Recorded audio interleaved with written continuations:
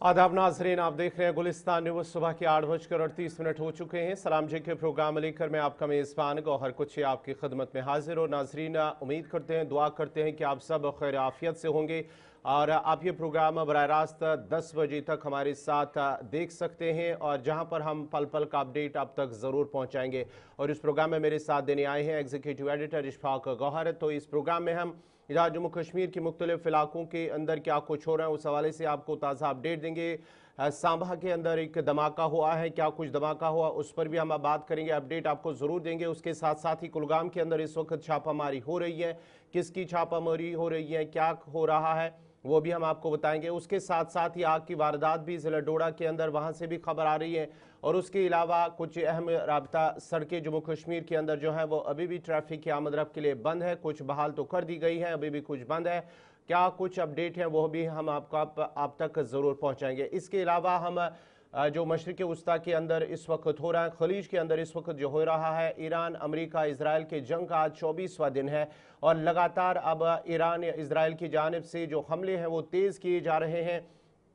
जो पूरी तबाही है वो इस वक्त हो रही है, ईरान के अंदर भी इसराइल के अंदर भी तबाही और मिसाइल हमले एक दूसरे पर दागे जा रहे हैं। उस हवाले से क्या कुछ अपडेट है वो भी हम आप तक ज़रूर पहुंचाएंगे। और उसके साथ साथ ही जो खलीज के अंदर हालात हैं उसका असर पाकिस्तान पर किस तरह से पड़ रहा है और PSL क्या इस बार होगा नहीं होगा उस पर भी हम आपको ज़रूर अपडेट करेंगे। लेकिन उससे पहले हम तारीख पे भी नज़र डालेंगे क्योंकि आज 23 मार्च है और 23 मार्च को मुल्की और आलमी सतह पर क्या कुछ हुआ है वो हम आपको बताएंगे। उसके बाद ही खबरों का पिटारा खोलेंगे। लेकिन आज 23 मार्च को 1757 लॉर्ड क्लाइव ने फ्रांसिस को हरा कर मगरबी बंगाल के चंद्रनगर पर कब्जा किया, वो आज ही का दिन था। और आज ही के दिन 23 मार्च साल 1568 में फ्रांस में दूसरी सलीबी जंग खत्म हुई है। और आज ही के दिन 23 मार्च साल 1801 में रूस के जार पाल ओल का कत्ल हुआ, वो आज ही का दिन था।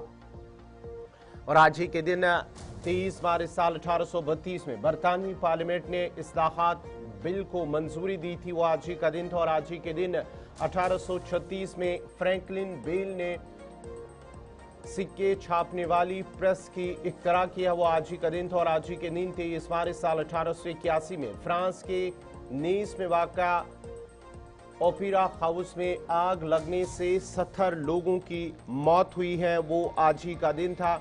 और आज ही के दिन 23 मार्च साल 1903 में राइट भाइयों को हवाई जहाज का पेटेंट मिला, वो आज ही का दिन था। और आज ही के दिन साल 1917 में वस्ती मगरबी अमेरिका में टॉर्नेडो तूफान की तबाही से 211 लोगों की जान चली गई, वो आज ही का दिन था। और आज ही के दिन 1918 में लिथुनिया ने आज़ादी का ऐलान कर दिया है, वो आज ही का दिन था।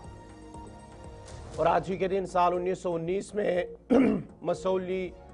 मसोनी ने इटली के मिलान में फास तहरीक की शुरुआत की, वो आज ही का दिन था। और आज ही के दिन 1933 में एडोल्फ हिटलर को डिक्टेटर के बतौर तमाम इख्तियारात हासिल हो गए, वो आज ही का दिन था।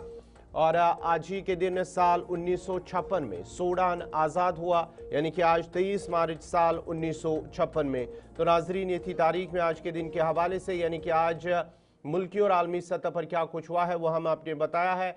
अब खबरों की शुरुआत करेंगे एग्जीक्यूटिव एडिटर इशफाक गौहर।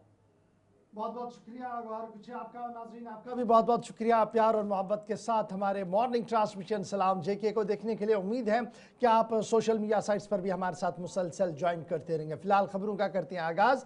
और आज मशरिक़ वस्ता और जंग ज़दा इलाके से बाहर ज़रा जम्मू कश्मीर के हालात वाक़ात पर सबसे पहले नज़र डालेंगे क्योंकि बैक टू बैक कई अहम और बड़ी खबरें जम्मू कश्मीर से आ रही है। और सबसे पहले आपको सांबा लिए चलते हैं जहाँ से बड़ी खबर सामने आ रही है कि मुश्तबा धमाका हुआ है और सरपंच के घर के बाहर धमाके की इतला और खबर आ रही है, जिसके बाद इलाके के अंदर दहशत भी है और आसपास के इलाके के अंदर रिहायशी मकानों को नुकसान की भी खबर जो है वो इस वक्त सामने आ रही है। बड़ी खबर सामने आ रही है कि सस्पिशियस धमाका हुआ है जी, और ये धमाका हुआ है गोला तालाब गगवाल के आसपास के इलाके के अंदर। और इब्तदाई रिपोर्ट्स के मुताबिक साबिक सरपंच के मकान के बाहर ये धमाका हुआ है। पुलिस और इंतजामिया के आला अफसरान जो हैं वो जाए वारदात पर वहां पर मौजूद है और इब्तदाई तौर पर आसपास के सीसीटीवी फुटेज को भी खंगाला जा रहा है। मकामी इंतजामिया की तरफ से लोगों से कहा गया कि वो अमन कानून और सलामती सूरत हाल को बरकरार रखने के लिए इंतजामिया का ताउन दे। ताहम बड़ी खबर जो इस वक्त सामने आ रही है वो ये आ रही है कि धमाका हुआ है और इब्तिदाई रिपोर्ट्स के मुताबिक ये हैंड ग्रेनेड का धमाका है, यानी हैंड ग्रेनेड दागा गया है।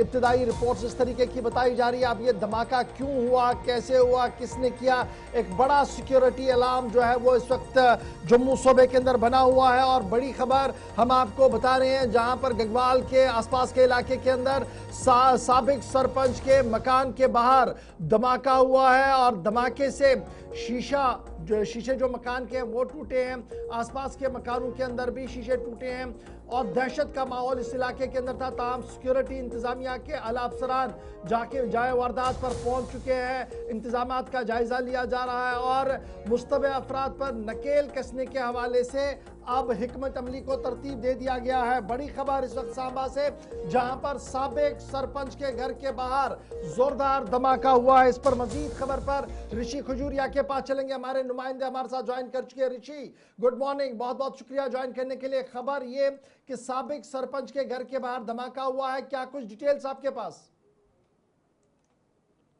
हेलो ऋषि, क्या आप तक आवाज आ रही है? जी जी बिल्कुल। आपको बताते चले कि ये एक दहशत का माहौल जो है वो सांबा के गगवाल इलाके में बन चुका है, जिसमें बताया जा रहा है कि लगभग रात को 1:30 बजे के आसपास ये जो संदिग्ध धमाका है ये होता है एक्स सरपंच के घर के बिल्कुल बाहर। और आपको बता दें कि एक्स सरपंच के घर के गेट की अगर बात करें तो वो भी क्षतिग्रस्त हुआ है। इसी के साथ साथ कुछ मकानों के शीशे भी यहाँ पर टूटे हैं।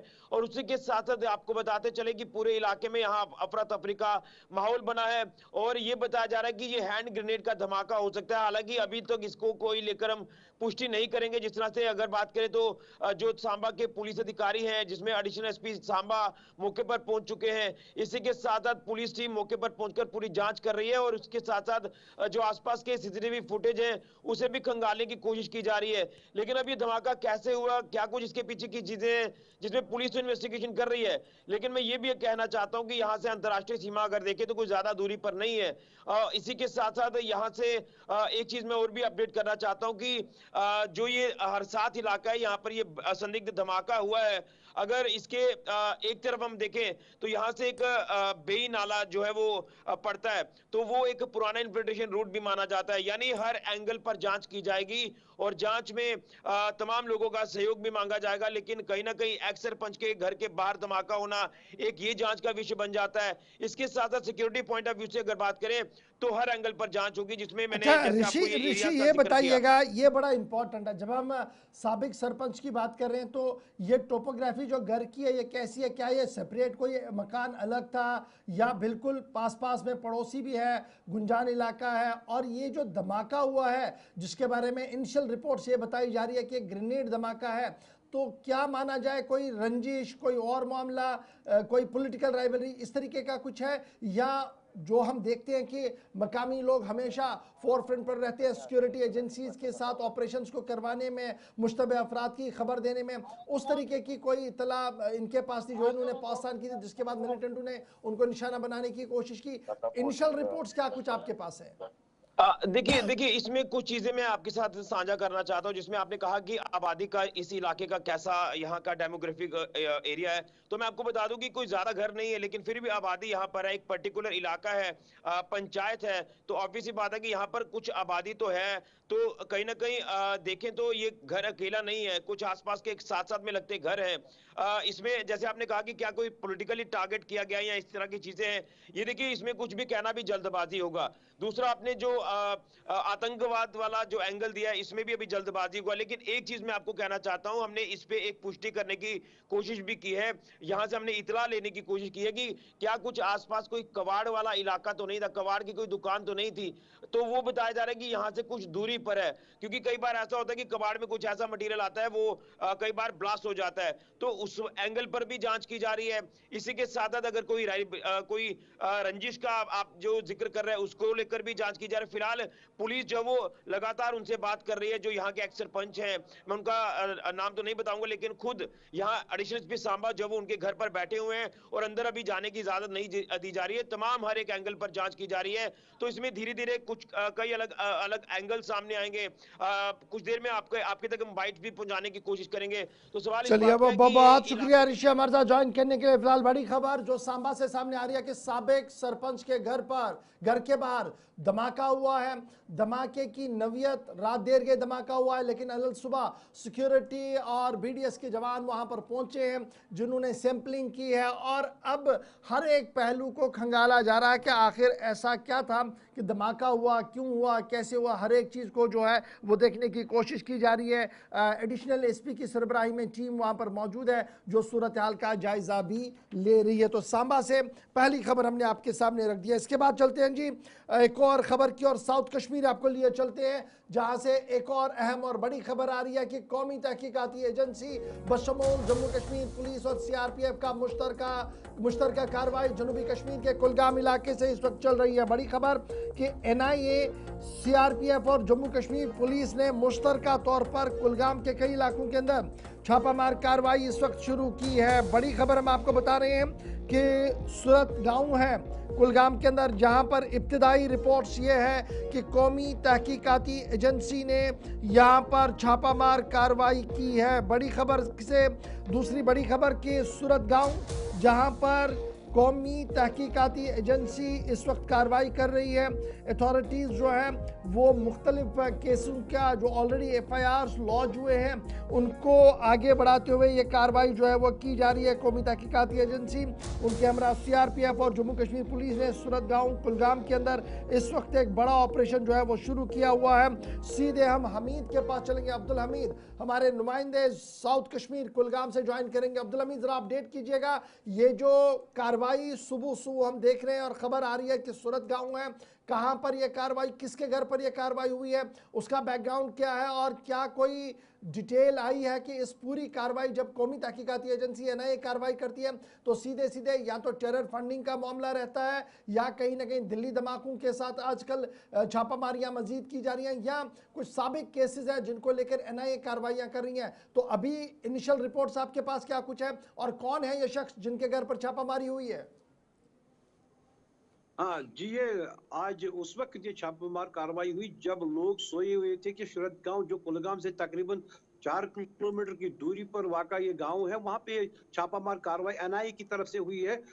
वहां पे बताया जा रहा है कि जो अब्दुल अजीज है उसके पास जो मोहम्मद शफी भट्ट है, वो घर जमाई है, उनके घर पे छापा पड़ा है। वहीं पे भी इस वक्त भी कार्रवाई चल रही है। इस वक्त भी वहाँ पे पुलिस सीआरपीएफ वहाँ पे खड़ी है और जो तहसीलदार कुलगाम है वो भी मौके पर वहाँ पे खड़े हैं और लोग भी कई सारे जमा हो गए। यहाँ पे ये देखा गया है कि जो जाहिरी तौर पर बताया जा रहा है कि जो लोकल सोर्स से वहां से पता चला है कि जो मोहम्मद शफी है ये मजदूरी करता है। इससे पहले अब्दुल अजीज जो है, अब्दुल अजीज का एक और दामाद था जिसको जो मिलिटेंसी में मारा जा चुका है, कई साल का कबल की बात है ये। उसके बाद इसकी शादी दूसरी बार की गई, जो कि बानीमुला का ये मोहम्मद शफी रहने वाला है, जो घर जमाई बना हुआ है उस इलाके में। जो लोकल वहाँ पे बताते हैं कि ये एक मजदूर है, काफी सालों से वहाँ पे रह रहा है, घर जमाई है और गरीब घर से ताल्लुक है। जाहिरी तौर पर यही बताया जा रहा है। अभी एनआईए किस कदर इसमें क्या मामलात है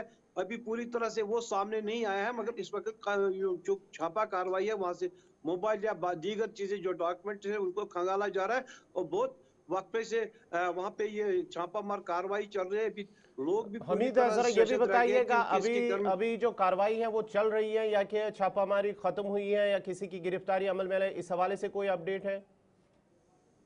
नहीं, अभी भी कार्रवाई चल रही है। यही तो इसी पे तो लोग ज्यादा इस पे सस्पेंस बना हुआ है कि मजदूर है, इसके घर पे छापा पड़ा है, मोबाइल देखे जा रहे हैं, वहाँ पे कागजात जो है उनको खंगाला जा रहा है, पूरी तरह से इसके मकान को घेरे में ले रखा। अभी भी इस वक्त भी छापामार कार्रवाई जारी है। जी बहुत बहुत शुक्रिया अब्दुल हमीद हमारे साथ ज्वाइन करने के लिए। सिरस गांव है जी, जहां पर कौमी तहकीकाती एजेंसी की कार्रवाई इस वक्त चल रही है। जम्मू कश्मीर पुलिस और डिस्ट्रिक्ट मजिस्ट्रेट के जो जिम्मेदारान हैं वो यहाँ पर मौजूद है और इत्तलात और ख़बर ये है कि एक रिहायशी मकान पर यह छापामार कार्रवाइयाँ हुई। अब यह कार्रवाई क्यों हुई है, इसके पीछे की कहानी क्या है, कौन से FIR है और किस कार्रवाई किस तफ्तीश को आगे बढ़ाया जा रहा है, उसमें थोड़ा सा और इंतजार करना होगा, जिसके बाद मजीद डिटेल जो है वो सामने आएंगी। तो फिलहाल बड़ी खबर साउथ कश्मीर के कुलगाम से सूरत गांव है, जहां पर सिक्योरिटी एजेंसीज की खसूसी दस्ते कौमी तहकीकाती एजेंसी इस वक्त महवे ऑपरेशन चल रही है। तो चलते हैं जी आगे, जरा एक और अहम और बड़ी खबर से आपको रूबरू करवाती हूँ और आपको ये बताते हैं कि रात देर गए आग की होलनाक वारदात हुई है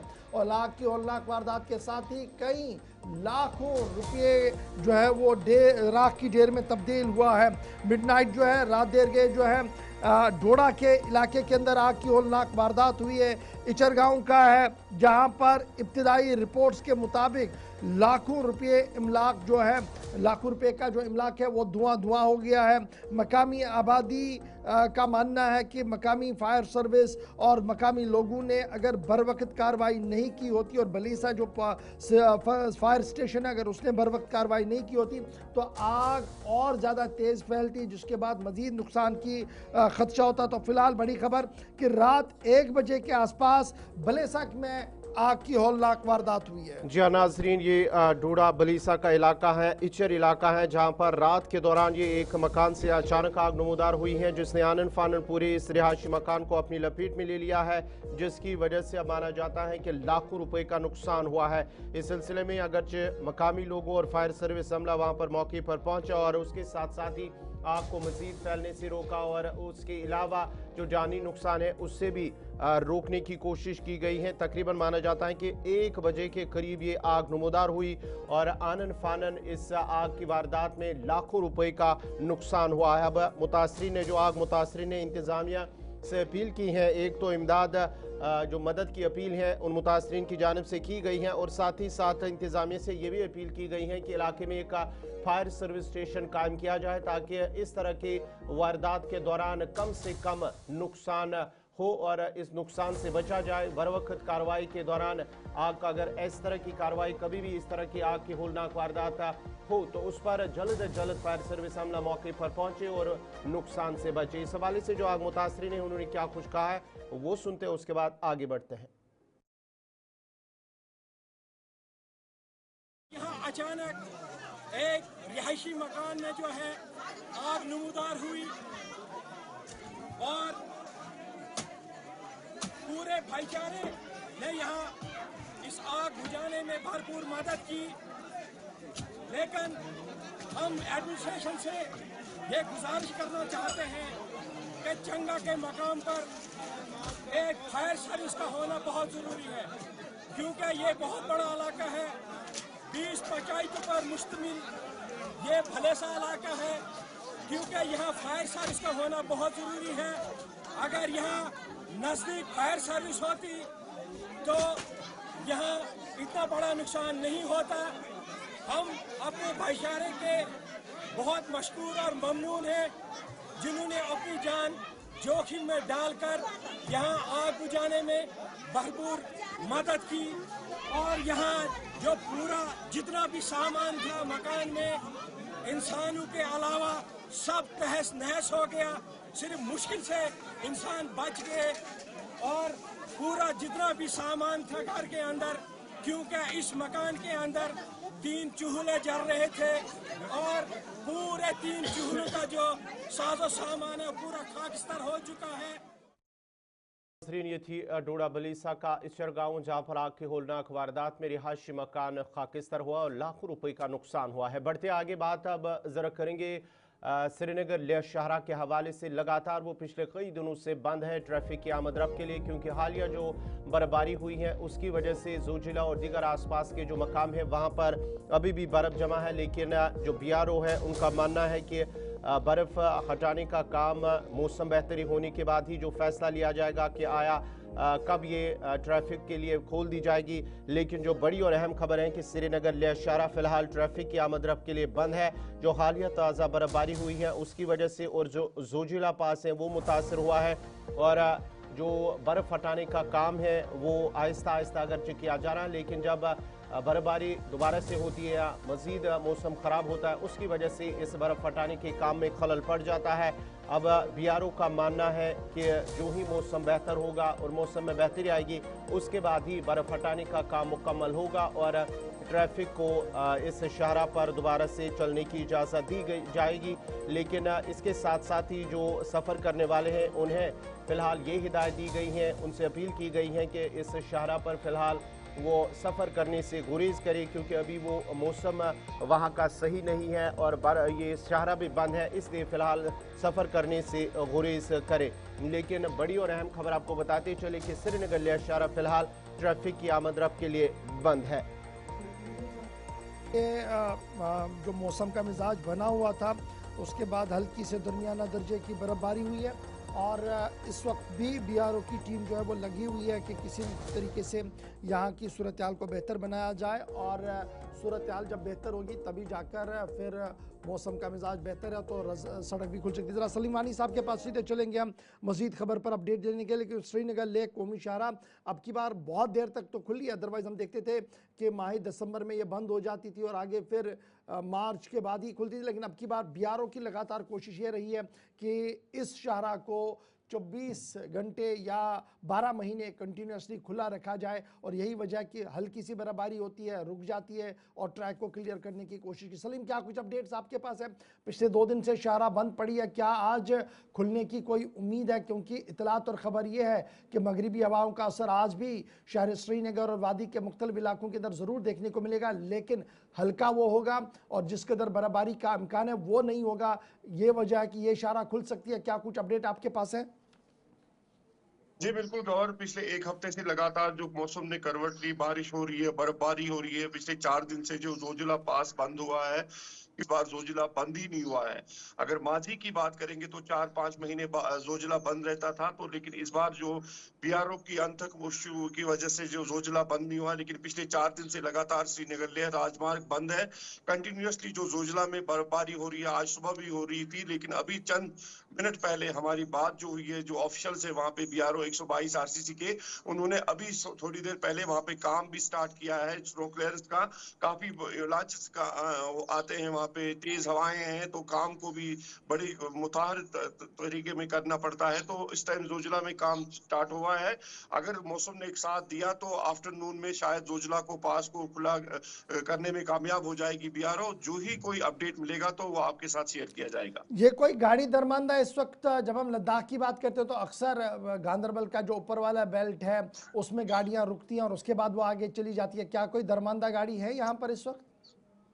बिल्कुल, जो दोनों साइड दोनों एतराफ की तरफ से, चाहे आप गांदरबल की तरफ कहे या द्रास की तरफ कहे, जो ही जब जोजिला बंद होता है तो सोनमर्ग में टूल पोस्ट होता है ट्रैफिक रूलर पुलिस का, और या हुसन में है जो जम्मू कश्मीर पुलिस गांदरबल, वहां पे उनको स्टॉप करते हैं।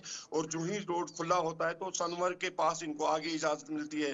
लेकिन पूरी तरह से निगरानी चलती है ट्रैफिक रूलर पुलिस कश्मीर की तरफ से भी, और बीआरओ जो ही ग्रीन सिग्नल देता है उसके बाद पहले एक पार्टी जाती है बीआरओ की। जब तक वो दोनों साइड से, जो द्रास से भी एक बीआरओ की पार्टी आती है, जब रोड क्लियरेंस होती है तो ग्रीन सिग्नल आती है, उसके बाद ट्रैफिक पुलिस रूरल कश्मीर गाड़ियों को अलाउ करती है। अच्छा, ये बताइएगा अभी मौसम का मिजाज आज किस तरीके का बना हुआ? क्या मगरिबी हवाओं का कोई असर आज देखने को मिल रहा है जिस तरीके की पेशन गोई थी?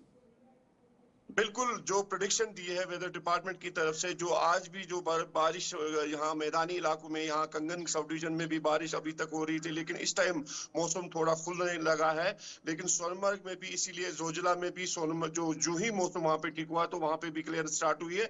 मौसम, बारिश तो रुक गई है, अब मौसम आहिस्ता आहिस्ता खुलने भी लगा। अब आने वाले घंटों में क्या होता है तो आपको शेयर। चलिए, बहुत शुक्रिया जी सलीम वानी साहब हमारे साथ ज्वाइन करने के लिए। श्रीनगर लेह कौमी शाहरा फिलहाल बंद है। बीआरओ की इतला के एक बर्फ हटाने का काम मुसलसल जारी है। तस्वीरें आपके सामने आज सुबह की है और उम्मीद ये लगाई जा रही है कि अगर आज मौसम का मिजाज बेहतर रहा तो बाद दोपहर तक कोई अच्छी खबर श्रीनगर लेह कौमी शाहरा से सुनने को मिल सकती है। फिलहाल बढ़ते हैं जी आगे, जरा बात एक और अहम इजलास की करते हैं और इजलास दाखिला सेक्रेटरी की सरबराही में होने जा रहा है। दाखिला सेक्रेटरी की सरबराही में जम्मू कश्मीर के मजमूई सलामती सूरत हाल और जम्मू कश्मीर पुलिस बजट के हवाले से आज अहम तरीन इजलास होने जा रहा है और इब्तदाई रिपोर्ट्स के मुताबिक बाद दोपहर 2:30 बजे के आसपास यह इजलास मुनक्किद होने जा रहा है और इस इजलास के अंदर कई अहम बड़े फैसले जो हैं वो लिए जा सकते हैं। इब्तिदाई रिपोर्ट्स के मुताबिक मरकजी union home secretary Jammu Kashmir की मौजूदा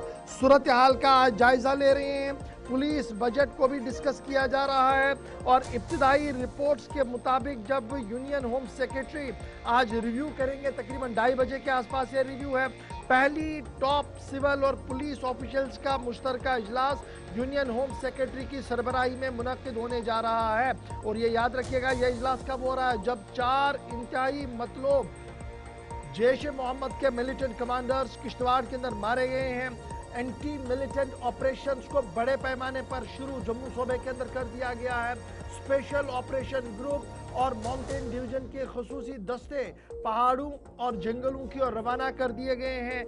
एक फैसला कुन महाज पर इस वक्त सूरत हाल बनी हुई है और इन तमाम सूरत हाल के बीच आज इंतहाई अहम है जब union home secretary Govind Mohan आला सती इजलास की सरबराही करेंगे और तकरीबन 2:30 बजे के आसपास यह इजलास होगा, जिसमें जम्मू कश्मीर पुलिस के डायरेक्टर जनरल पुलिस नलिन प्रभात साहब, डायरेक्टर जनरल के साथ साथ जो चीफ सेक्रेटरी जम्मू कश्मीर है अचल ढिल्लों साहब और यूनियन ये जो होम सेक्रेटरी है चंद्रकर भारती साहब वो यहाँ पर ज्वाइन करेंगे और दीगर अफसरान को भी इस पूरे मामले में जो है वो तलब किया गया। याद रखिएगा, जैश को बड़ा झटका तब लगा जब कमांडर सैफुल्लाह छात्रू किश्तवाड़ के अंदर पिछले महीने मारा गया और उसके बाद बड़े ऑपरेशन चलाए गए जम्मू के इन इलाकों के अंदर और कई कामयाबियां सिक्योरिटी एजेंसीज को मिली है। और इस बीच आज का इजलास इंतहाई अहम इजलास है जिसमें साल 2025-26 के फाइनेंशियल बजट के साथ साथ दीगर मामला पर तबादला ख्याल होगा। सीधे श्रीनगर जहां से इमरान नाइक को हमारे साथ है। इमरान, जरा अपडेट कीजिएगा, क्या कुछ ताज़ा तरीन तफसीलात आपके पास? तकरीबन हमारे पास जो खबर है 2:30 बजे इजलास होगा।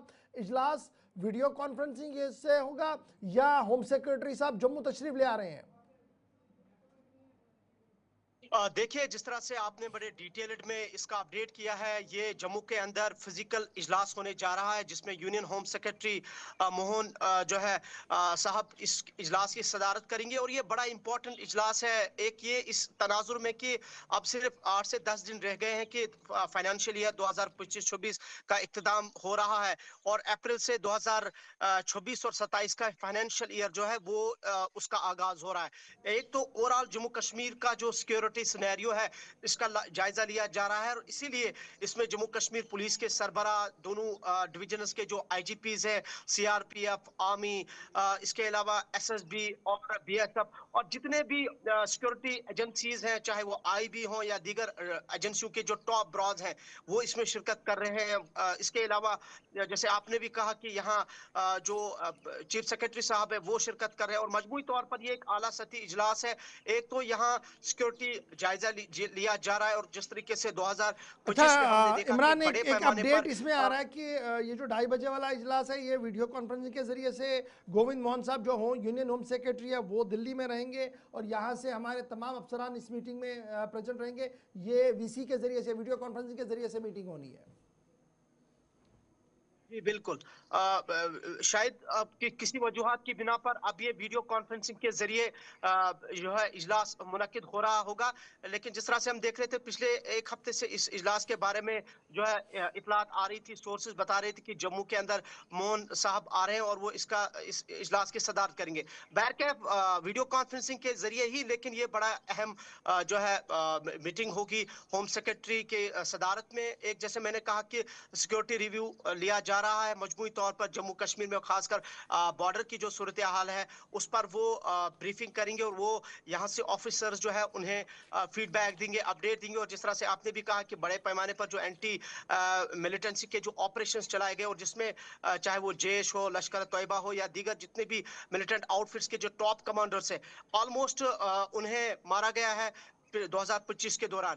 दूसरा ये कि सिर्फ 10 दिन रह गए फाइनेंशियल ईयर 2025-26 के और इन 10 दिनों में हमने देखा कि पहली मर्तबा जो सेंट्रल असिस्टेंस जम्मू कश्मीर को मिली थी, यानी कि जो बजट 2025-26 था, तो उसमें 9,025 करोड़ रुपए का बजट जो है जम्मू कश्मीर को सिर्फ पुलिस के लिए रखा गया था और इस साल उसमें भी एनहांस किया गया और तकरीबन 10,000 के करीब करोड़ जो है वो जम्मू कश्मीर पुलिस को जो 17% का इजाफा उसमें किया गया था।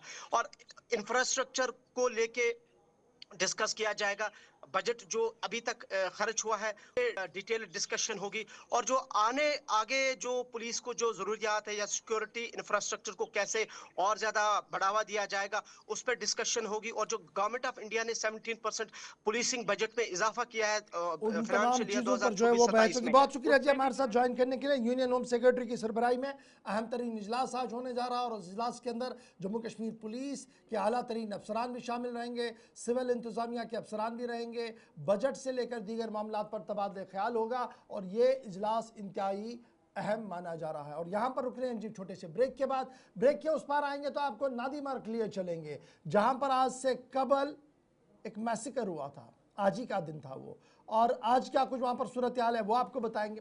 फिर आपको हुकूमत का वो वादा भी बताएंगे जो 2019 में दिया गया था। इस उम्मीद के साथ तमाम लोग उस पर टकटकियाँ लगाए हुए थे कि इससे मईशत बेहतर होगी। क्या कुछ सूरत हाल है उस पर भी गुफ्तगू करेंगे। ईरान भी आपको लिए चलेंगे जहाँ पर बैक टू बैक कई अहम और बड़ी खबरें आ रही है, लेकिन वक्त छोटे से ब्रेक का है।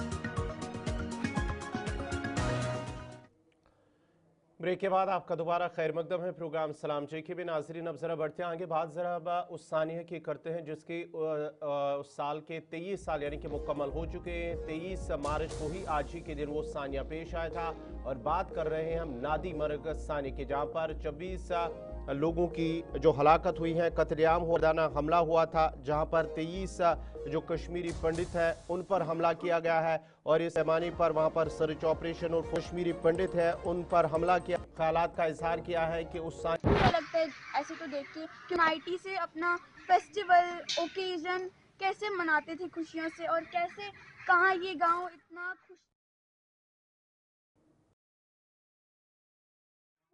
जो बच्चे वहाँ पैदा हुए तो वो भी बोलते हैं हम भी जाएंगे, अपने वतन कहाँ है हमारा वतन। 32 साल के बाद आर्मी है तो डर नहीं है, ऐसे हम थोड़ी आ सकता है। हालात कैसे रहेंगे क्या रहेंगे, इससे बदतर हो जाएगी कि बेहतर, वो परमात्मा जाने, हमको पता कुछ नहीं है, हम क्या बता। और मैं यही बताना चाहती हूँ कि पहले तो ये जो भी हुआ, उस रात जो भी हुआ 2003 की रात, जितने भी हमारे ये जितने भी भाई बहन मारे गए, तो जनाब 2003 में एक बड़ा मैसेकर हुआ था, कत्लेआम हुआ था। नादी मर्ग का ये गांव है शोपियां इलाके के अंदर, जहां पर 24 लोगों की मौत हुई थी। आज कुछ लोग वहां पर वापस आए हैं जो उन लोगों को खराज अकीदत पेश कर रहे हैं जो उस वक्त मारे गए थे, और सिक्योरिटी का माकूल और मुनासिब बंदोबस्त भी वहाँ पर किया गया। लेकिन शाह इरशाद हमारे नुमाइंदे इस वक्त ग्राउंड ज़ीरो पर मौजूद है। इरशाद ज़रा अपडेट कीजिएगा कैसा माहौल है अभी 23 साल के बाद। बहुत सारे वो लोग भी वापस आए हैं जो उस हादसे में बचे हैं, जिनको वो पूरी रात याद है, किस तरीके से वो रात गुजरी, किस तरीके से वो दिन गुजरा, और वो फिर वहाँ से राह फरार इख्तियार करने में कामयाबी हुए। फाइनली आज वो 23 साल के बाद जब आए हैं, क्या कुछ आप पढ़ पाए हैं, किस तरीके का माहौल है वहाँ पर? देखिए गौर, दिल जो है दुखता है जब ऐसे हम माहौल देखते हैं कि छोटे छोटे बच्चों को जो है 2003 की अगर हम बात करें, 2003 में सानिया हुआ है नादी मर्ग का एरिया, बिल्कुल जहाँ पे इस वक्त हम मौजूद है। या घर मेरे पीछे देख सकते फ्रेम जो है जरा ओपन में जो रखते थे और आसपास के घर में जो है घर में रहते हैं, वो जो है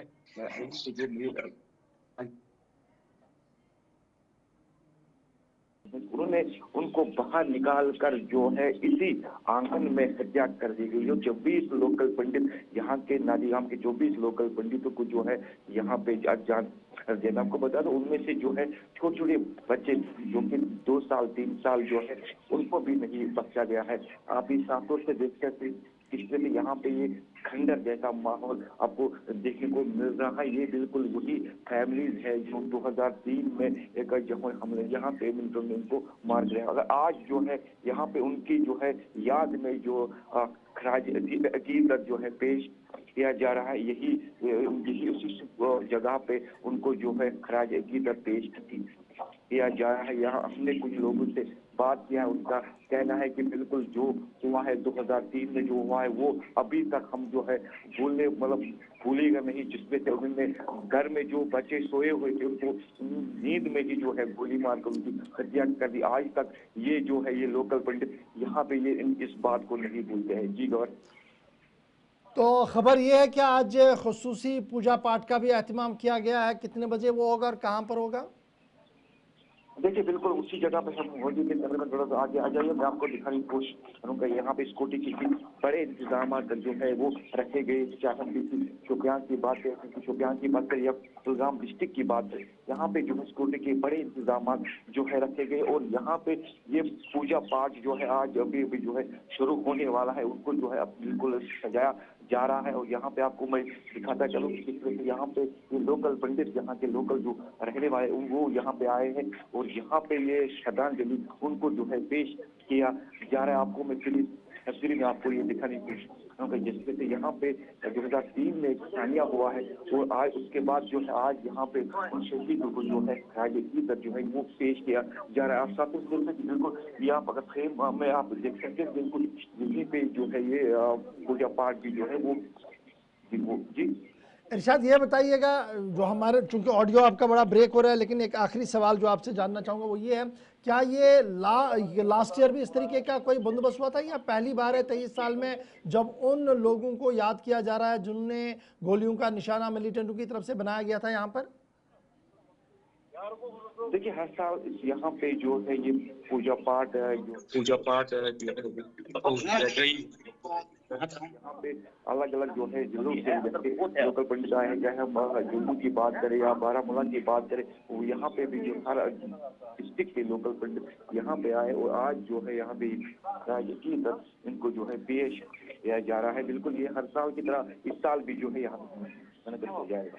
जी चलिए, बहुत बहुत शुक्रिया शाहिर शादाब का तफसीलात फराहम कर रहे थे शोपियान नादी मर्ग से बराह रास्त, जहाँ आज उस सानिया के 23 साल मुकम्मल हो चुके हैं, यानी कि आज उनकी बरसी है। 23 साल कबल साल 2003 में जब 24 कश्मीरी पंडितों का कत्ल हुआ था एक हमले के दौरान दहशतगर्दों की जानिब से, और आज उनकी बरसी और बरसी के मौके पर उन जो जांबा कोई थे कत्लेआम जिनका हुआ था, आज उनकी बरसी के मौके पर उन्हें खराज अकीदत पेश किया जा रहा है।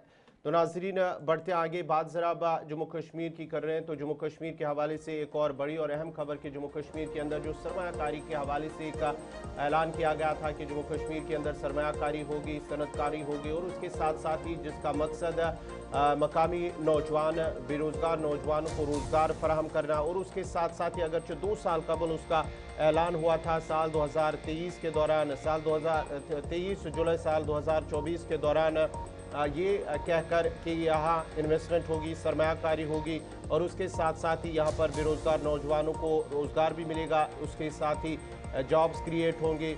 लेकिन अभी 2 साल भी मुकम्मल हो चुके हैं, लेकिन अभी तक जो ये वादा है, ऐलान है, उसे ज़मीनी सतह पर अभी तक वो नहीं अमला गया है। यानी कि 26 ऐसे न्यू इंडस्ट्रियल एस्टेट्स हैं जम्मू कश्मीर के अंदर जिन पर अभी भी पूरी तरह से काम नहीं हो सका, और तकरीबन 22,239 कनाल जो ज़मीन है उसे पूरी तरह से अगर ट्रांसफ़र नहीं किया गया है तरक्की के लिए, इस डेवलपमेंट के लिए, लेकिन अभी भी जो काम है वो सुस्त रफ्तारी से चल रहा है इंतज़ामिया की जानिब से, अगरचे 2 साल कबल भी उसका ऐलान हुआ है। और अगरचे हम बात करेंगे तो सिर्फ 19 ऐसे एस्टेट्स हैं जिन पर काम चल रहा है, और 11 ऐसे प्रोजेक्ट्स हैं जिन पर तकरीबन 60% जो काम है वो मुकम्मल हो चुका है, और 5 ऐसे हैं जिन पर जो है काम अभी नहीं चल रहा है, डिले हो रहे हैं, लिटिगेशन और कुछ डिस्प्यूट्स यानी कि कुछ तनाज़े की वजह से उन पर अभी भी काम नहीं हो रहा है। ऐसे 5 ऐसे इदारे जो है एस्टेट्स हैं जिन पर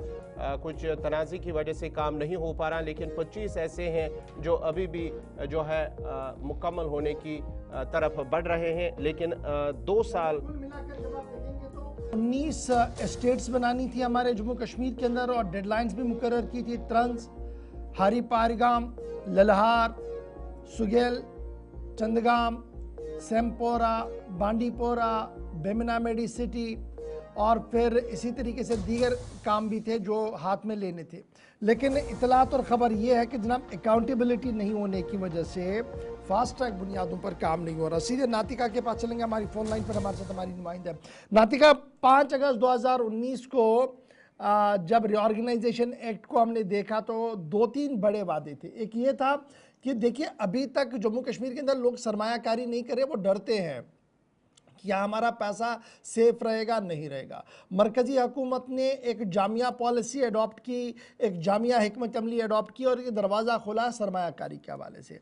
2025 इख्ताम पजीर हुआ है, 26 में उम्मीदें तो अभी भी हैं लेकिन अभी तक वो काम हुआ नहीं। जब हम बुनियादी काम की बात कर रहे हैं तो जो बेसिक इंफ्रास्ट्रक्चर है वो तो बन ही नहीं पा रहा है और अभी भी जो सुस्त रफ्तारी है, क्या ये बुनियादी रुकावट है उस सरमायाकारी की या अकाउंटेबिलिटी एक बड़ा मसला है जो आज के दिन में कहीं पर भी नजर नहीं आ रहा है? जी बिल्कुल बिल्कुल। अगर बात करें जम्मू कश्मीर में 46 नए इंडस्ट्रियल एस्टेट यानी कि इंडस्ट्रियल एरिया जो है बनाने का जो प्लान गवर्नमेंट ने लगभग 2 साल पहले अनाउंस किया था। उन्होंने कहा था कि ये होगा लेकिन अभी तक भी उस पर जो है काम नहीं हुआ है। कुछ ही स्टेट्स पे काम लगाया गया है लेकिन वो भी इनकम्प्लीट, यानी कि अभी अगर हम बात करें तो इंफ्रास्ट्रक्चर उस तरीके से नहीं बनाया गया है, वो अभी तक भी प्रॉपरली शुरू ही नहीं हो पाया है, ये कंप्लीट भी नहीं हुआ है। अगर बात करें तो गवर्नमेंट ने कहा था कि इंडस्ट्रियल एरियाज बनेंगे, इंडस्ट्रीज आएगी, लोगों को जॉब्स मिलेंगे, made in Jammu and Kashmir का विजन पूरा होगा। लेकिन ग्राउंड रियलिटी में अगर हम बात करें तो काफी डिले जो है वो हो गया है, यानी कि ग्राउंड पर हमें ऐसा कुछ देखने को नहीं मिल रहा है। जैसे आपने कहा अकाउंटेबिलिटी जो है वो देखने को कहीं पर मिल ही नहीं रही है। यानी कि अगर हम बात करें अभी सिचुएशन क्या है, 46 में से एक भी इंडस्ट्रियल एस्टेट जो है वो फुली रेडी नहीं हुई है। सिर्फ 19 स्टेट्स पर काम चल रहा है, वो भी बिना क्लियर डेडलाइन की, यानी कि डेडलाइन दी नहीं गई है कब तक की तैयार होगा, कब तक कंप्लीट होगा, ऐसा कुछ नहीं है। सिर्फ 19 स्टेट्स पे काम चल रहा है लेकिन कोई डेडलाइन दी नहीं गई है। 5 स्टेट्स कोर्ट केस या फिर डिस्प्यूट्स की वजह से जो है वो अटके हुए हैं, उस पर कोई काम ही नहीं हो रहा है, वो ऐसे ही रखे पड़े हैं। 25 स्टेट्स में तो अभी तक एजेंसीज ही डिसाइड नहीं हुई है, यानी कि कौन बनाएगा, कैसे बनाएगा, ये सारी चीजें डिसाइड ही नहीं हुई है। जब ये डिसाइड ही नहीं हुआ है तो आगे काम कैसे बढ़ेगा। वहीं पर इस जिले से जो है बहुत ही ज्यादा इम्पैक्ट पड़ रहा है। जैसे कि अगर हम बात करते हैं इन्वेस्टर्स जो इस पर इन्वेस्ट कर रहे थे उनको कॉन्फिडेंस कम हो रहा है, लोकल एंटरप्रेन्योर्स जो है वो अनसर्टन फील कर रहे हैं और जॉब्स और इंडस्ट्रियल ग्रोथ स्लो हो रही है, क्योंकि आप जानते हैं वादी कश्मीर में जो है बहुत ही ज्यादा अनएम्प्लॉयमेंट चल रही है, इसकी वजह से और भी ज्यादा उस पर जो है इम्पैक्ट पड़ रहा है। अब हम बात करते हैं चीफ मिनिस्टर उमर अब्दुल्ला ने मेड इन JNK विजन पूरा करने की जो है वो बात की थी, लेकिन डिपार्टमेंट को फास्ट काम करना पड़ेगा, उसके लिए अप्रूवल, प्लानिंग और कंस्ट्रक्शन स्पीड बढ़ानी पड़ेगी। लेकिन अगर हम इस वक्त देखें तो ये काम जो है इसी तरीके से पड़ा है, कोई भी जो है इस पर काम नहीं हो रहा है, आधे काम ऐसे ही पड़े हैं और आधे जो वो स्टेट को पूरा करने का वादा किया गया था वो ऐसे ही पड़े हैं। यानी कि अगर हम देखें तो अकाउंटेबिलिटी कहीं दूर दूर तक नजर आ नहीं रही है। बहुत बहुत शुक्रिया तफसीलात फराम करने के लिए। नातिका भट्ट तफसीलात फराम करी थी। जम्मू कश्मीर के अंदर जो इंडस्ट्रियल एस्टेट हैं उस सिलसिले में अगरचे इंतजामी की जानिब से, हुकूमत की जानिब से 2 साल कबल इसका ऐलान किया गया था, लेकिन अभी भी कुछ ऐसे इलाके हैं जहां पर ये काम नहीं हो रहा है और कुछ काम जो है हुए हैं लेकिन कुछ अभी भी पेंडिंग है। और उसके साथ साथ ही जिसका जो मकसद रखा गया था इस ऐलान का, इस प्लान का, वो पूरा नहीं हो रहा है। अब बढ़ते हैं आगे। बात ज़रा अब जम्मू कश्मीर की हो रही है तो जम्मू कश्मीर के हवाले से एक और बड़ी और अहम खबर कि ईरान के अंदर जो हालात है उस सिलसिले में अब जम्मू कश्मीर के अंदर भी मुख्तलिफ इलाके ऐसे हैं जहाँ पर लोगों की जानिब से एहतियात जमा करने के सिलसिले में एक अहम पेश रफ्त सामने आ रही है, जहाँ पर जम्मू कश्मीर में ईरान के हक़ में अवामी यकजहती का इज़हार भी किया जा रहा है। बडगाम समेत मुतअद्दिद इलाकों के अंदर ईरान के लिए एहतियात जमा हो रहे हैं, जिसमें सोना, चांदी और नकद रकम के साथ साथ दीगर चीज़ें जो है बतौर इमदाद पेश की जा रही हैं मुख्तलिफ इलाकों से अंदर। ख़ासकर जो बडगाम के शिया डोमिनेटेड इलाके हैं वहाँ पर सबसे ज़्यादा, और वादी के जितने भी इलाके हैं शिया डोमिनेटेड इलाके, वहाँ पर ये एहतियात, ये तस्वीरें आप देख सकते हैं। न सिर्फ बडगाम के अंदर बल्कि बारामूला के अंदर भी इस तरह की इत्तलात सामने आ रही हैं कि वहाँ पर भी लोगों की जानिब से एक तो कैश भी दिया जा रहा है, दूसरी तरफ से माँ बहनों की जानिब से भी जो उनके पास जेवरात है उनमें से भी वो एहतियात वो जमा कर रहे हैं। उसके साथ साथ ही चांदी, तांबा और दीगर जितने भी अहम चीज़ें हैं वो, और साथ ही साथ अब वो मरकज़ी हुकूमत के साथ साथ जम्मू कश्मीर हुकूमत से मुतालबा कर रहे हैं कि जो भी ये जमा कर रहे हैं, एहतियात या इमदाद जमा कर रहे हैं, वो बराह रास्त ईरान तक ले जाया जाए ताकि जो मुतासरीन है वहाँ के उन्हें ये इमदाद जो है वो फराहम की जा सके। याद रखिएगा, मुस्तफा अली खामनाई की तरफ से तमाम मुस्लिम मुल्कों के अंदर इस इमदादी कार्रवाई को शुरू किया गया था और मुख्तलिफ एम्बेसियाँ, सफारत खाने जो हैं दुनिया भर के अंदर, वहाँ पर ये काम शुरू किया गया। नई दिल्ली से भी सफारत खाने ने बाज़ाब्ता तौर पर एक अकाउंट नंबर जारी किया और उसके फ़ौरन बाद हमने देखा कि वादी कश्मीर के मुख्तलिफ इलाकों के अंदर लोगों ने, बुज़ुर्गों ने, बहनों ने, भाइयों ने आज खुद बाहर आकर ये चीज़ें जो है वो जमा कराई है जिसको जिस तरीके से जमा कराना था, और ये सारा पैसा जो है ये ईरान की एम्बेसी को भेजा जाएगा। इधर इतलात और ख़बर यह है कि कुछ लोग बिज़ाती ही ईरानी एम्बेसी नई दिल्ली के साथ भी राब्ते में है जहाँ पर वो मुसलसल एहतियात की रकम जो है वो भेज रहे हैं, और ये माना जा रहा कि एक बहुत बड़ा अगरचे कदम नहीं है जिस तरीके का ख़र्चे इस वक्त ईरान के अंदर हो रहे हैं, जो बमबारी ईरान के अंदर हो रही है और वहाँ पर जिस तरीके से बाज़ाबातकारी और दीगर कामों के लिए हुकूमत की दरकार है, उसमें ये छोटा छोटा कंट्रीब्यूशन जो है एक बहुत बड़ा रोल जो है वो निभाएगा। ताहम बच्चों, बुज़ुर्गों, बहनों और तमाम तबका फ़िक्र के लोगों को कल पूरे दिन देखा गया इन एहतियात को जमा करते हुए, और आज भी ये सिलसिला न सिर्फ बडगाम, बांडीपोरा, शादीपोरा, सुंबल, कुपवारा और दीगर इलाकों के अंदर देखने को मिल रहा है, बल्कि नई दिल्ली समेत यूपी और दीगर इलाकों के अंदर भी ये चंदा और ये मुहिम जो है वो जोरों के साथ जारी है।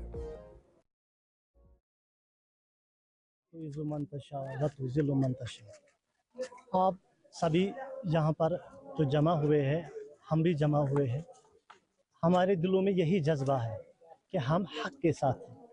अल्लाह ताला जिस तरह कुरान में फरमाया, जिस तरह मैंने आयत भी बयान की कि अल्लाह ताला जिसे इज़्ज़त दे उसे इज़्ज़त से नवाजता है और जिसे रुसवाई दे उसे रुसवाई ही मिलती है। आप देखते हैं हम जब यहाँ पर जो डोनेट करते हैं, यहाँ इसका मतलब इसके दो तरीके हैं। एक, हम जो अपने दिल से देते हैं ताकि इन मजलूमों की इमदाद हो। दूसरा, इसका मतलब ये एक एहतजाज भी है। हम ये साबित करना चाहते हैं हम हक के साथ हैं, इसलिए हम ये यहाँ डोनेट कर रहे हैं। इसी तरह आप ये भी देख सकते हैं कि वेस्टर्न जो है लॉबी है, उनको जो अपने जो नेटोज है वो साथ नहीं दे रहे, वो छोड़ के जा रहे हैं। इसका मतलब वो भी जानते हैं हक किसके साथ है।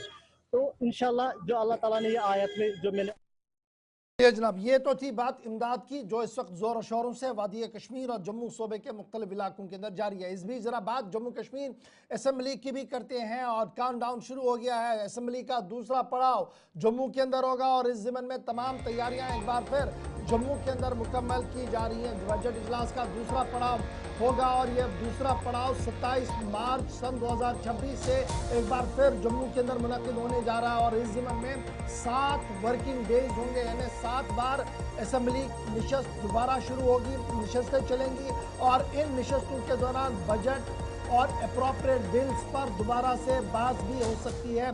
बजट सेशन 2 फरवरी को शुरू हो गया था और उसके बाद माह रमज़ान मुबारक और नवरात्रा के मुक़द्दस अयाम के पेश नज़र असम्बली सेक्रेटरीट ने यह फैसला लिया था कि वक्फा होना चाहिए और अब यह वक्फा 27 मार्च को ख़त्म होगा, जहां पर 450 सवाल अभी भी पेंडिंग है, जिन सवालों का जवाब 7 दिनों के अंदर अंदर दिया जाएगा।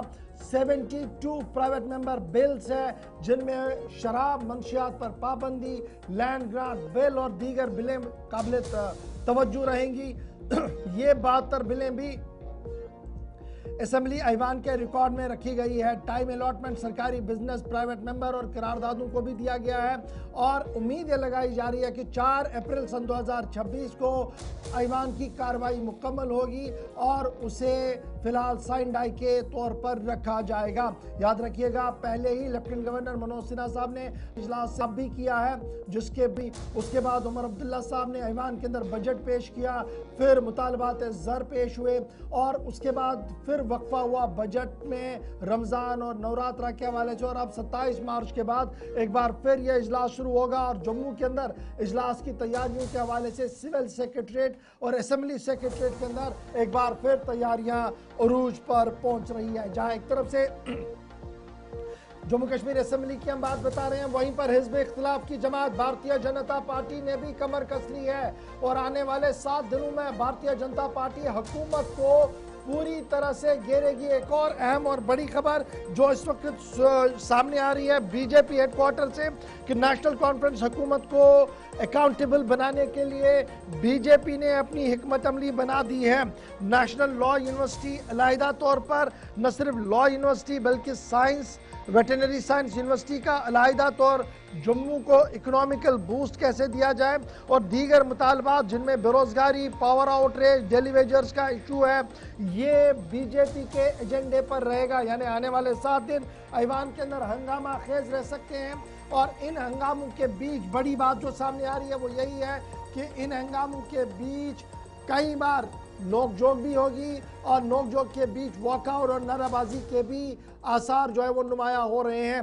इधर बीजेपी के साथ साथ पीपल्स डेमोक्रेटिक पार्टी और दीगर जमातों की तरफ से भी हुकूमत को घेरने का फैसला ले लिया गया है और मुश्तरका तौर पर अब हिकमत अमली अडॉप्ट की जा रही है कि किस तरीके से हुकूमती इदारों को जवाबदेह बनाया जाए और जो मामलात अभी भी इल्तिवा में पड़े हैं उन मुतालबात को किस तरीके से बेहतरी के साथ उठाया जाए। सत शर्मा की सरबराही में पहले ही इजलास मुनक्किद हुआ है और कोऑर्डिनेशन किस तरीके से मेंबरों के बीच में रहे इस ज़िम्न में तमाम तर तैयारियों को हतमी शक्ल दे दी गई है। तो चलिए नाजरीन, खबरों का सिलसिला भी जारी रखेंगे, लेकिन यहाँ पर एक छोटा सा तिजारती वक्फा लेना होगा। वक्फे के फ़ौरन बाद हाजिर होंगे तो बात ईरान, अमेरिका और इजराइल जंग के हवाले से और कुछ अहम खबरों पर भी बात करेंगे। पाकिस्तान के अंदर क्या कुछ सूरत हाल है उस पर भी अब तक ज़रूर अपडेट पहुँचाएंगे, लेकिन यहाँ पर छोटा सा तिजारती वक्फा।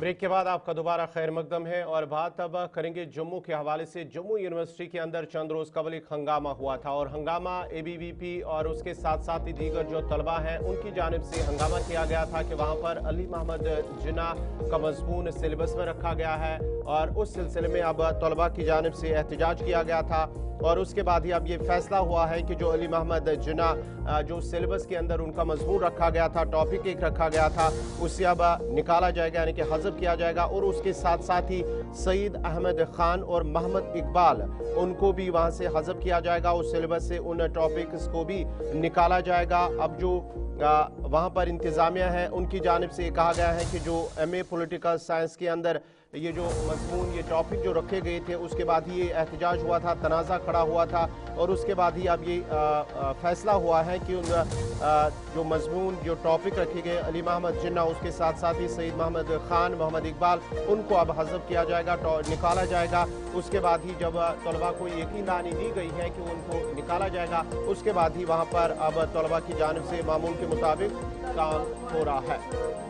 प्लस कमेटी ने अपने सिफारशात यूनिवर्सिटी को भेज दिए हैं और इतलात और ख़बर ये है कि कायद-ए-आज़म पाकिस्तान अली मोहम्मद जिन्ना जो पोस्ट ग्रेजुएट सब्जेक्ट के अंदर एक सब्जेक्ट के तौर पर था उसको और उसके साथ साथ डिपार्टमेंट ऑफ पॉलिटिकल साइंस में सर सईद अहमद खान और अल्लामा इकबाल को पढ़ाने वाले चैप्टर्स को भी निकाला जाएगा। सिफारशात जो है वो कर दी गई है और रिकमेंडेशन जो है वो faculty of departmental affairs committee ने 22 मार्च को भेज दी है और उम्मीद लगाई जा रही है कि अब इसको जो है वो आगे लिया जाएगा। नेशनल एजुकेशन पॉलिसी 2020 और PIPTSC के तहत जो है वो फैसले जात लिए जाएंगे। अब देखना होगा कि आज पूरे दिन सियासत यहाँ पर किस तरीके की रहेगी। इसके बाद चलते हैं आगे, ज़रा बात वज़ीर आज़म साहब की करते हैं। और वज़ीर आज़म साहब की बात बड़ी इंपॉर्टेंट है क्योंकि 8,931 दिन उनके मुकम्मल हुए हैं जी करंट पॉलिटिक्स के अंदर, जब वो मुकम्मल तौर पर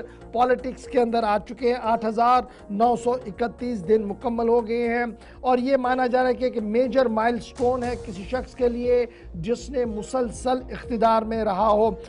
वज़ीर आज़म मोदी जो है वो भारतीय जनता पार्टी के इस वक्त मजबूत तरीन चेहरे के तौर पर उभरे हैं। मुबस्सिरीन और माहिरीन का मानना है कि बीजेपी जिन रियासतों के अंदर भी अब आइंदा चुनाव होंगे वहाँ पर काम कम और वज़ीर आज़म के चेहरे पर वोट सबसे ज़्यादा मिलते भी हैं और आगे भी मिल सकते हैं। गुजरात से बहसीती वज़ीर आला का सफ़र शुरू और नई दिल्ली के अंदर बहसीती वज़ीर आज़म के दफ्तर में बहसीती वज़ीर आज़म बनना एक बहुत बड़ा संग मील है और ये कंटिन्यूस प्रोसेस हुआ है। 8,931 दिन जो है वो मुकम्मल हुए हैं और जब ये सिलसिला चला है और इस सिलसिले में जो मुख्तलिफ माहिरीन है उनका मानना है कि इंटरनेशनल सिनेरियो से लेकर लोकल सिनेरियो को जब आप देखेंगे तो वज़ीर आज़म नरेंद्र मोदी का कलीदी रोल रहा है और यही वजह है कि जिस फेस के साथ और जिस शिद्दत के साथ उन्होंने काम किया है, कई अहम और बड़े फैसले लिए हैं, उन्हीं का ये बनना है कि अभी भी उनका चेहरा जो है वो ग्राउंड जीरो पर ज़बरदस्त मजबूत माना जा रहा है और इनके मद्दे मुकाबल में हिज़्ब इख्तिलाफ की कोई भी जमात किसी भी चेहरे को खड़े नहीं कर पाई है। ये मुबस्सिरीन और माहिरीन का मानना है। 8,931 दिन गुजरात से नई दिल्ली का सफ़र वज़ीर आज़म का इन पावर रहा है। चलिए नाज़रीन, ये थी PM मोदी के हवाले से। अब ज़रा बढ़ते हैं आगे, बात ज़रा अब अदालत उज़्मा की करेंगे और जेल के अंदर जो कैदी हैं उनके हवाले से अब सुप्रीम कोर्ट की जानिब से एक नई हिदायत हुकूमत को दी गई है। न सिर्फ रियासती और मरकज़ के ज़ेर इंतज़ाम इलाकों को भी इस हवाले से सुप्रीम कोर्ट ऑफ इंडिया की जानिब से जो जेल से मुतल्लिक ताज़ा एदाद शुमार है वो तलब करने के हवाले से हिदायत दी गई है। जेलों में भीड़ भाड़ पर अदालत उज़्मा का उन्होंने तशवीश का इजहार किया है, लेकिन अब 18 मई तक तफसीलात जमा करने की हिदायत अदालत उज़्मा की जानिब से की गई है और ये कहा गया है कि जो कैदियों की तादाद है, गुंजाइश है और खाली असामियाँ है उसकी तफसीलात भी दी जाए और उसके साथ साथ ही जितने भी जो ख़वातीन कैदी हैं या उनके बच्चे हैं उनके सेहत के हवाले से, उनकी तालीम के हवाले से वो सारी जो तफसीलात है वो दी जाए। और ये कहा गया है कि जो एदाद शुमार है, जो डाटा है वो साल 2023 का है और तब से तकरीबन अब तीसरा साल है, लेकिन नया डाटा उनके सामने होना चाहिए। इस सिलसिले में अब उनकी जानिब से हिदायत दी गई है।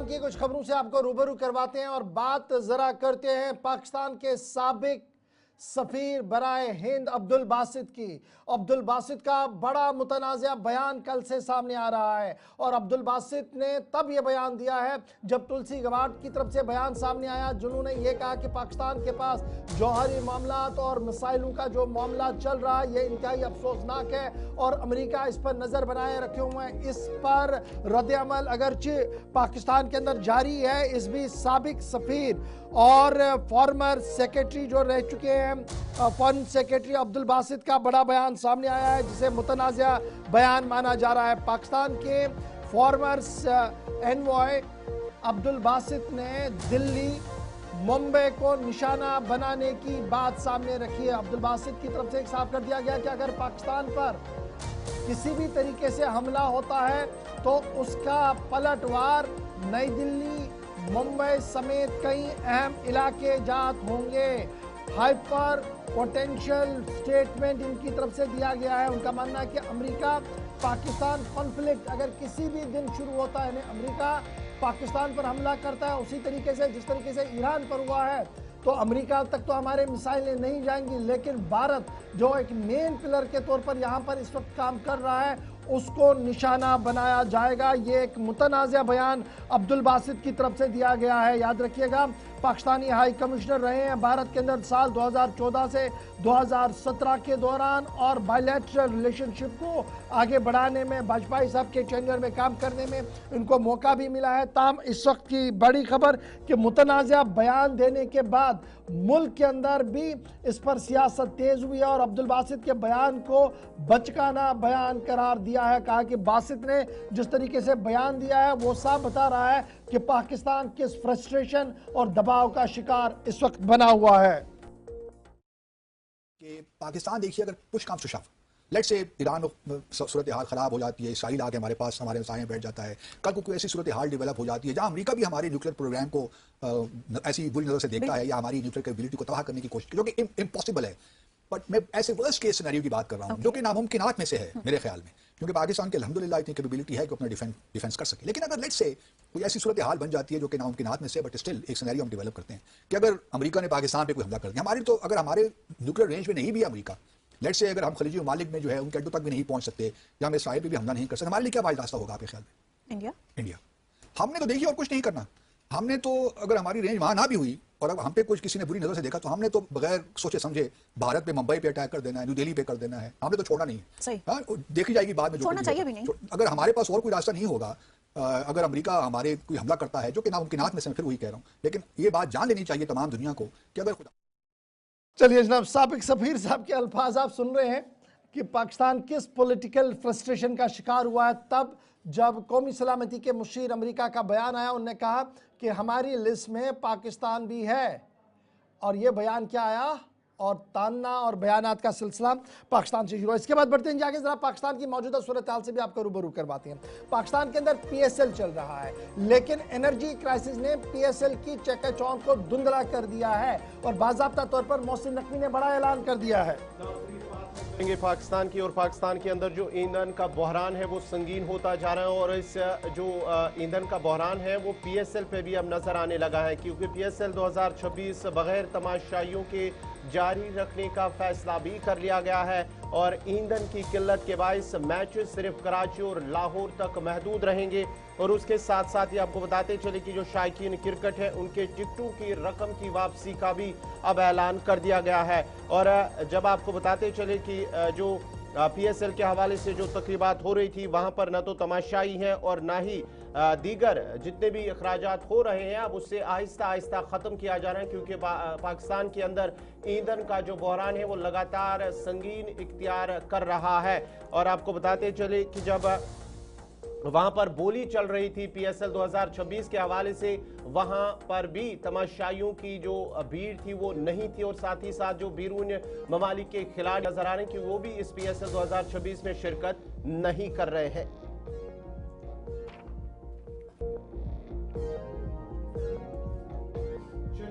पाकिस्तान के हवाले से बात हम कर रहे हैं तो पाकिस्तान के हवाले से एक और बड़ी और अहम खबर, ये खबर जब ईरान के अंदर तनाज़ा है तो पाकिस्तान के अंदर भी ये तनाज़ा, क्योंकि वहां पर कुछ इश्तियाल अंगेज बयान भी जारी कर दिए गए हैं, जिसके बाद ही अब वहां पर तनाज़े खड़ा कर दिए गए हैं। पाकिस्तान में ईद इज्तिमात के दौरान इश्तियाल अंगेज तकारीर का इंकिशाफ भी हुआ है, और तलहा सईद पर इश्तियाल अंगेज खिताब करने का इल्ज़ाम आयद कर दिया गया है। सैफुल्लाह कसूरी के बयानात से कशीदगी में इजाफा देखा जा रहा है, और ये बताया जा रहा है कि लश्कर से जो वाबस्ता अनासिर है उन पर इंतहा पसंद पैगाम फैलाने का इल्ज़ाम लगाया जा रहा है, और पाकिस्तान के अंदर जो हालात हैं इस वक्त आहिस्ता आहिस्ता कशीदा होते जा रहे हैं। एक बार फिर एंटी इंडिया सेंटिमेंट्स और एंटी जो प्रो कश्मीर जहादी वाले सेंटिमेंट्स देखने को मिले, और मुख्तलिफ मकामात पर पाकिस्तान के अंदर इज्तिमात का एहतमाम भी हुआ है। ईद से लेकर यह सिलसिला लगातार जारी है, कहीं पर सैफुल्लाह कसूरी और कहीं पर हाफिज सईद के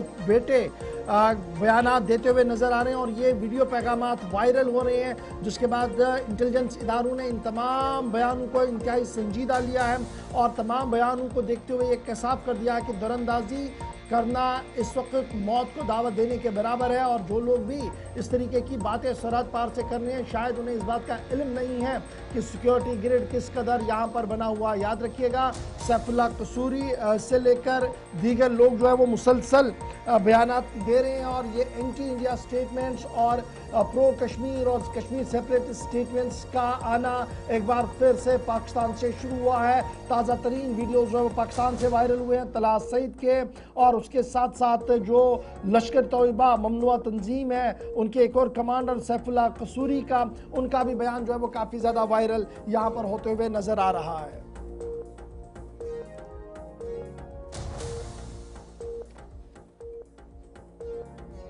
मेरे मोहतरम भाइयों बुजुर्गों, कायम रहेंगे, हमारी सफों में इत्तेफाक और इत्तेहाद रहेगा।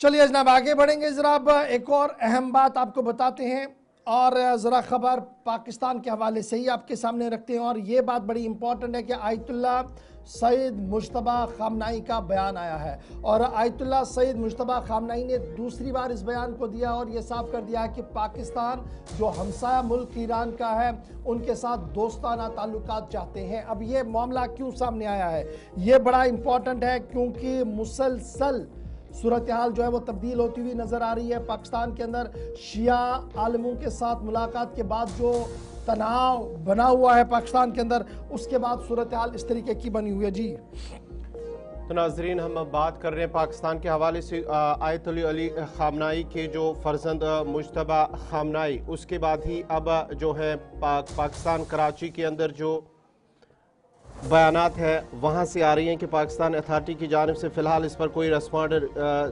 नहीं दिया जा रहा है क्योंकि पाकिस्तान के कराची के शहर है वहाँ पर कुछ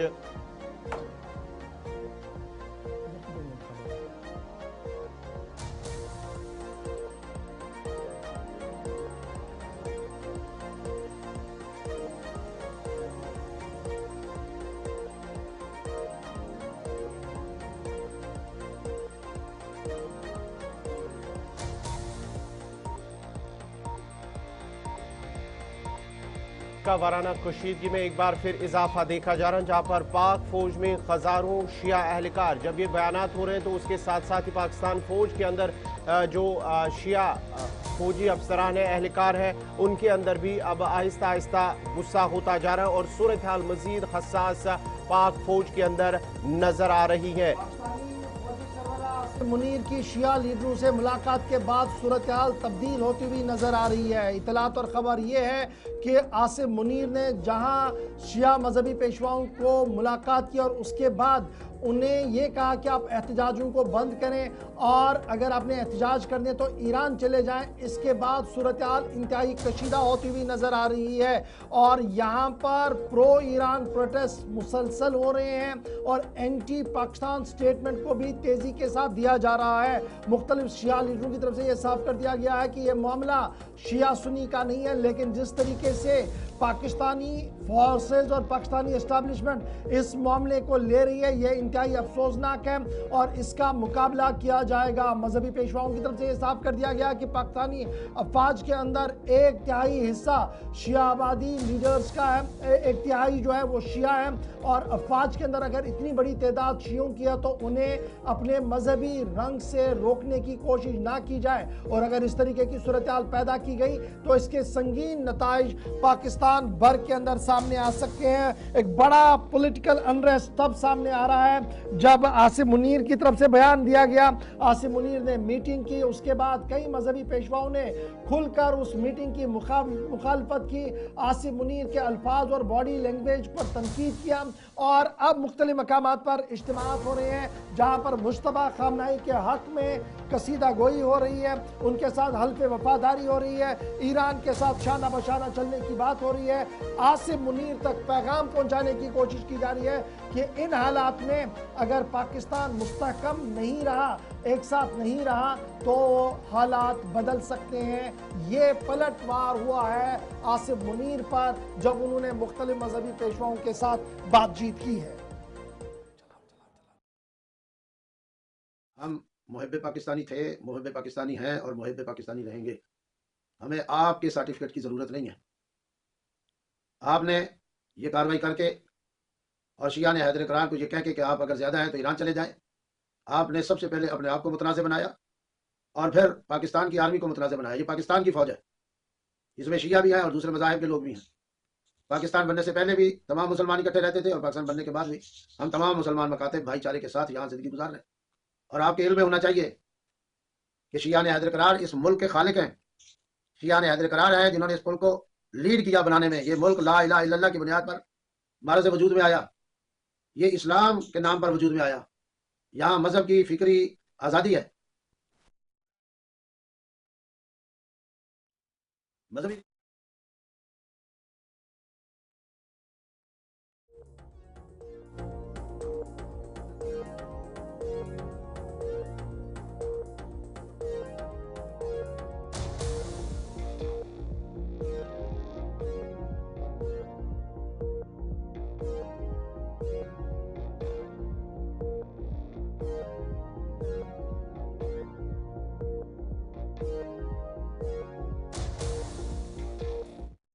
से खबर अब जरा बढ़ते हैं आगे। बात जरा अब उस जंग की करें जिसका आज 24वां दिन है। ईरान इजराइल अमेरिका जंग के हवाले से आज 24वां दिन है और 24वें दिन के हवाले से आपको बताते चले कि इस जंग के दौरान स्पेन ने अपनी फौज वापस बुला लिया और बाज़ाब्ता तौर पर जो स्पेन की फौज है उनका इनखला शुरू हो चुका है और तुर्की के एनर्जलिक एयरबेस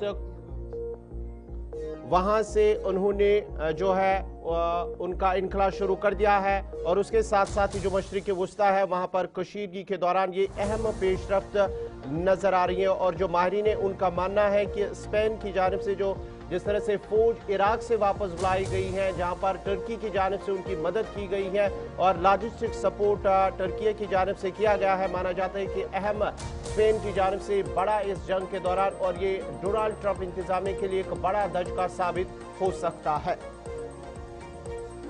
अफवाज को इराक से वापस बुलाने का सिलसिला तेज किया है और मुख्तलिफ एयरबेस से जो इस वक्त की इतलात और खबरें आ रही हैं, तुर्की के रास्ते से उन्हें वापस बुलाया जा रहा है। तस्वीरें वेरीफाइड करके तुर्की की ऑफिशियल टीवी ने भी जारी कर दी है और तुर्किया ने इस बात की वजाहत कर दी है कि नेटो अफवाज के अंदर जो रोल है वो भी इसी तरीके का बन रहा है कि वो इस जंग का हिस्सा नहीं बनेंगे, जिसके बाद अमेरिका के लिए मुश्किलें बढ़ती हुई नजर आ रही है। चलिए जनाब, इसके बाद जरा ट्रंप की बात भी करते हैं। डोनाल्ड ट्रंप ने 48 घंटे की मोहलत ईरान को दे दी। कहा कि अगर आपने उस छोटे से इलाके को खाली नहीं किया, उस स्टेट ऑफ हॉर्मुज को नहीं छोड़ा, वहां से आने जाने पर पाबंदी नहीं हटाई तो आपके ऊपर कार्रवाई होगी।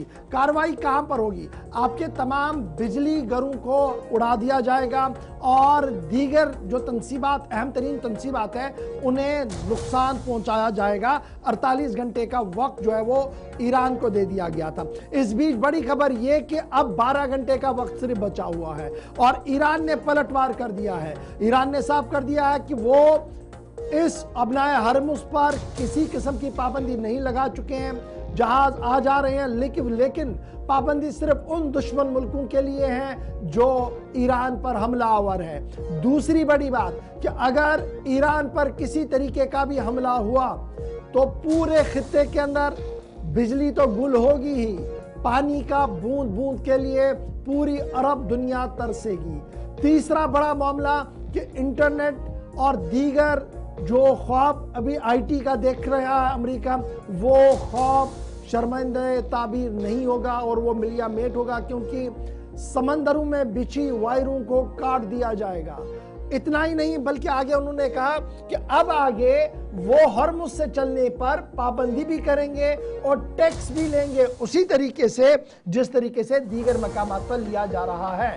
तो ईरान ने साफ कर दिया कि आपने एक छोटी सी कार्रवाई की तो गल्फ का पूरा इलाका बशमूल आपका चहीता इजराइल तबाही के दहाने पर होगा और फिर जो होगा उससे आप भी नहीं बचा सकते हैं। अब देखना होगा 48 घंटे में से 12-13 घंटे का हो चुका है। डोनाल्ड ट्रंप आज क्या कुछ करेंगे इस पर तमाम नजरें मलहूज रहेंगी। चलिए जनाब 10 बज रहे हैं जी। फिलहाल प्रोग्राम सलाम जेके में आज हमारे साथ बस इतना ही। आप बने रहेंगे गुलिस्तान न्यूज़ पर। गुलिस्तान न्यूज़ पर उत्तराखंड का ताज़ा तरीन खबरनामा आपके सामने होगा। उत्तराखंड के खबरनामे के फौरन बाद आपको वापस लिए चलेंगे ईरान, जहां से ताज़ा तरीन सूरत हाल क्या कुछ है बताएंगे आसिफ भी आपको। फिलहाल हमें देंगे इजाज़त। अल्लाह मियां नासिर।